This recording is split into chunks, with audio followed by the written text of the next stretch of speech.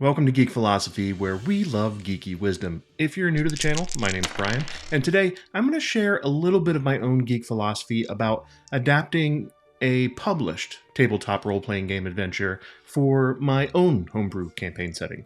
I know you might be thinking, why would you even bother with a published adventure when you could just make your own? That's a fair point. Sometimes I just don't have the time to come up with a new adventure from scratch, but sometimes I've heard amazing things about a published adventure, and I want to give it a shot, but I don't want my players to have to create new characters or change to a different campaign world or anything like that. Or maybe I've even hit a little bit of writer's block, and a new idea isn't popping into my head very quickly. Doesn't happen often, but it does happen. And that's where a published adventure comes in handy. They provide a solid foundation for your story and can save you a ton of effort.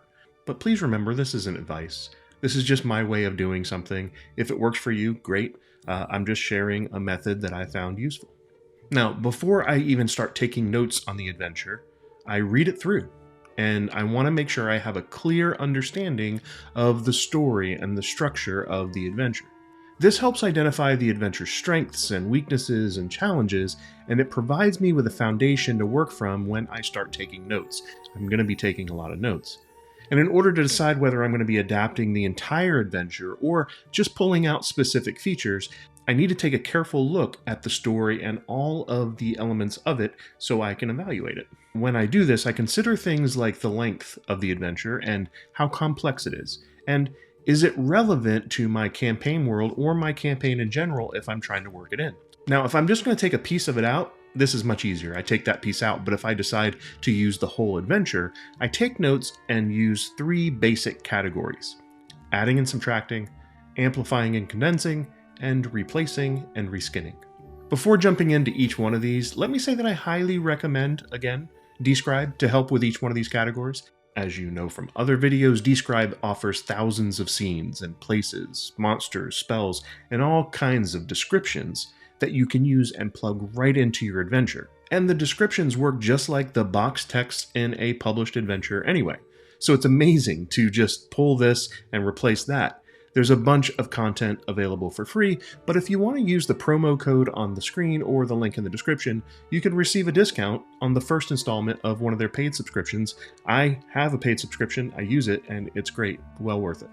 And let's get into those adding and subtracting elements. Anytime you remove or add something, it requires a good understanding of the original story. So you don't want to unexpectedly jump in and add and subtract something and then break the whole adventure. So this means I read through it again, and I take a closer look at the characters and the setting and the plot elements, and I evaluate how everything kind of works together, and this reread of the entire adventure before taking notes helps me identify those elements that are essential to the story and what could possibly be changed without negatively affecting it. When adding and subtracting the elements, it's important that I don't make the story too easy or too hard for the players. I have to remember that the designers really took their time to try to balance this adventure as best they could based on the character level that it's playtested with, so it's important to take that into consideration when I make any changes. Now, adding elements to the adventure can be as simple as just introducing new characters or settings,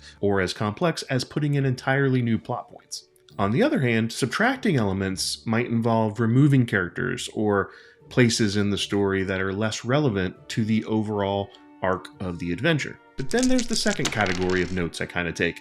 There may be things that I just like, and I want to, emphasize it a little bit, or things that I think are important, but I need to pull in. So amplifying it means adding more depth to the story. This can include anything from adding extra scenes to flesh out more information, or focusing on a specific NPC piece of dialogue that may come up and be really cool. It may also mean focusing on elements that could tie into the players' backgrounds or their backstories that have been going on already. Sometimes I find in a game that there are pieces that are really good hooks to pull in those characters even more that are already right there in the game. I just need to, zhuzh it up a little bit. But when amplifying these elements, it's important to be mindful of the pace of the adventure because I don't want to bog things down with unnecessary details. On the other hand, condensing involves simplifying these elements that I think might be important, but they don't need necessarily as much screen time, so to speak. I just try to simplify complex plot points and make them a little bit more manageable. The goal here is to keep the story and the game moving at a pace that works for the game, but it doesn't get bogged down with the details that don't matter.